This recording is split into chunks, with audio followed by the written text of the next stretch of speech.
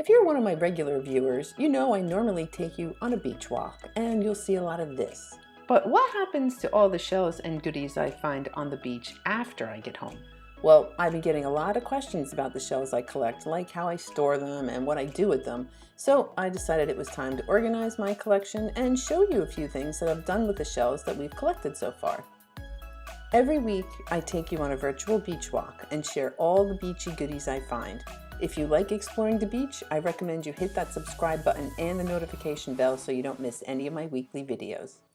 The last time I organized my shells was way back in April, so the shells you see today are from about 5 months worth of shelling and beachcombing. The Florida Fighting Conchs, super easy. They all go in this bucket, so for the most part, those are very manageable. It's all these other guys. These are my tinies. We have this little ashtray that we keep most of the tinies. I do see a rogue nutmeg in there, big one, but those we just kind of keep in this little container, and we'll fill those little glass jars with the little cork stoppers from time to time, so at least we know where to keep our tinies.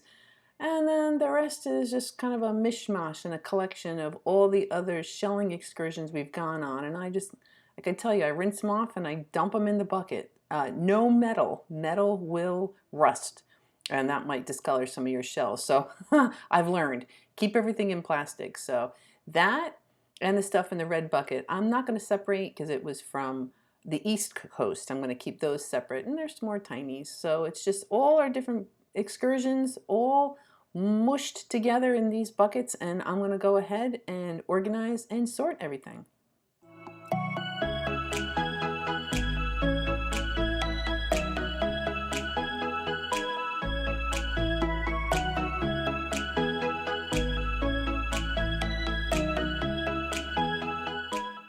It took quite a bit of time, but here we are. This pile is the pile that I've put aside because I'm going to put those in acid.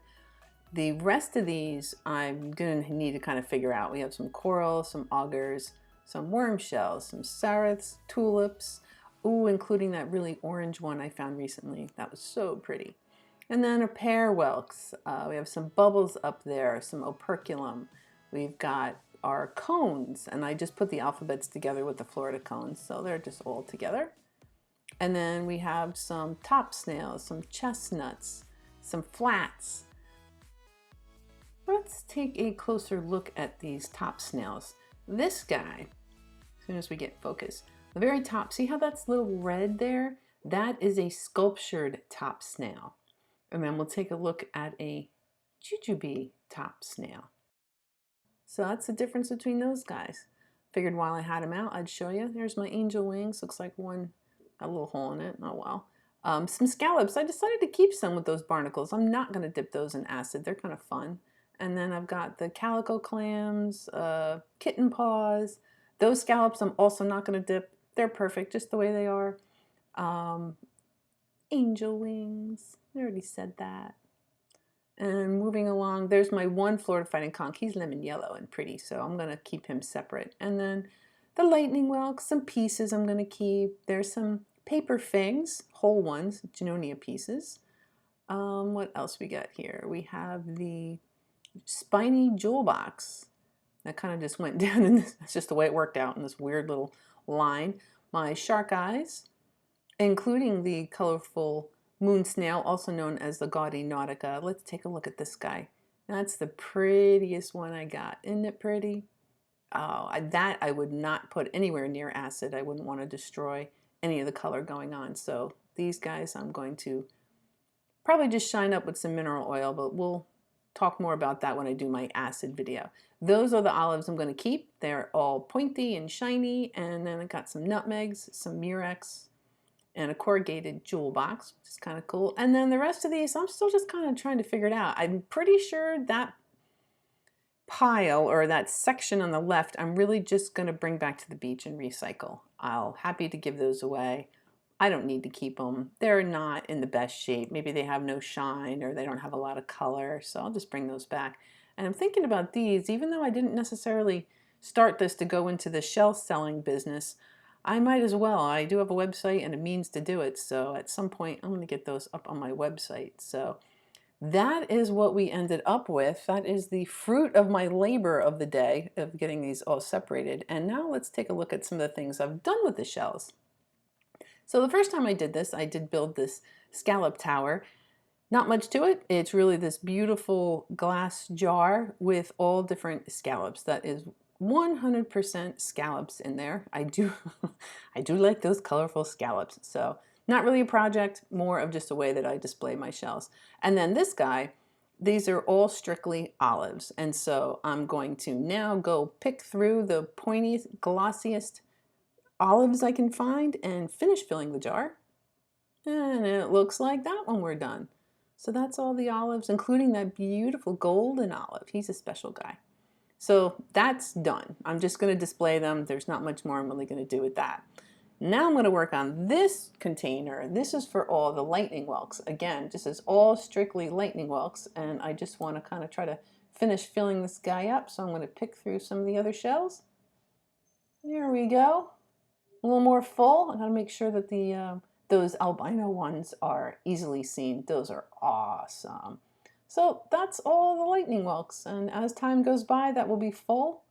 And this guy, this is not from shells from today. These are shells I had already, and I've just mixed them. It looks like this should be a candy dish, but I like the shells better. So we just have a mix of all different things, some corals, some tulips. I see a Gaudy Nautica in there, angel wing. So I just think that looks really pretty. I like all the different shells and colors mixing together in this guy. And now we'll take a look at some things that we've made, including this bracelet. This is just a olive with some wood beads. I kind of like the way that looks. And I'll show you some other things.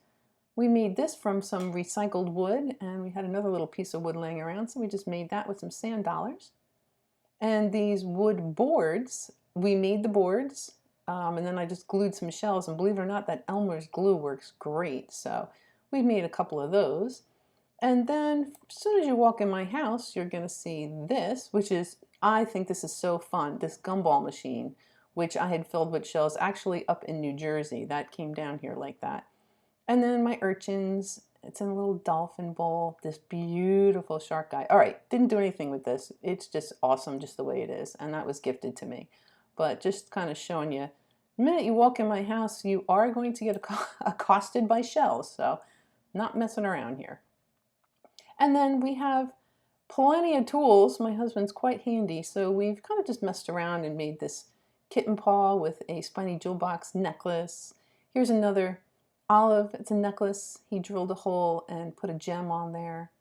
That's something else we did. And then why not?